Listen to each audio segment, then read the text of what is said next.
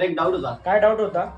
Sir एखादी object पाण्यावरती कावर flow होतो आणि सिंक कावर होतो. होतो म्हणजे पाण्यावरती तरंगतो का आणि पाण्यामध्ये बुडतो का. चला आता आपण प्रॅक्टिकली बघू. आता तुमचा डाऊट आहे कोणताही ऑब्जेक्ट पाण्यावरती फ्लोट का करतो आणि पाण्यामध्ये सिंक का करतो, म्हणजे पाण्यावरती तरंगतो का आणि त्याच्यामध्ये डुबतो का.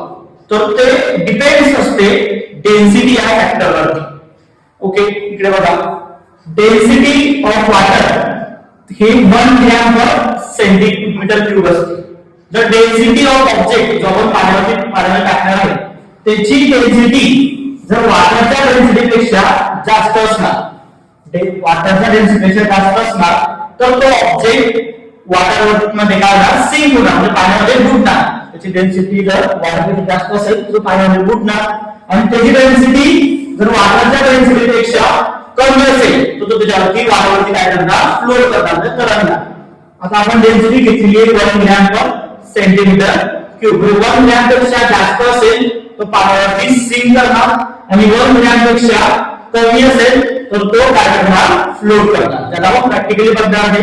त्याकरता आपण दोन सिंपल ऑब्जेक्ट घेतलेले आहेत. एक प्लास्टिकचा बॉक्स घेतलेला आहे रेक्टँग्युलर शेप मध्ये आणि एक सिलेंड्रिकल ऑब्जेक्ट घेतलेला आहे सेम.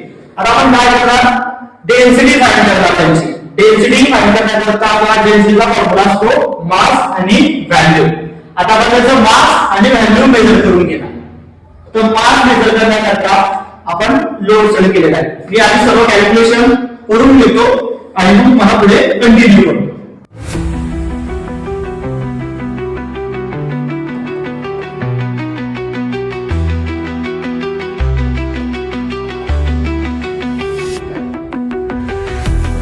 ओके, आता आपलं कॅल्क्युलेशन झालेलं आहे. आपण बॉक्स आणि सेलची डेन्सिटी फाइंड केलेली आहे. तर जो बॉक्स होता, बॉक्सची डेन्सिटी आलेली आहे 0.05. ही ऑब्वियसली 1 पेक्षा काय आहे, छोटी आहे. म्हणजे वॉटरची डेन्सिटी काय आहे, 1 ग्रॅम पर सेंटीमीटर क्यूब, आणि बॉक्सची डेन्सिटी किती आली आहे, 0.05. म्हणजे ती वॉटरच्या डेन्सिटीपेक्षा काय कमी आहे. म्हणजे density of object is less than density of water. त्यामुळे बॉक्स हा काय होणार आहे, वॉटरवरती फ्लोट होणार.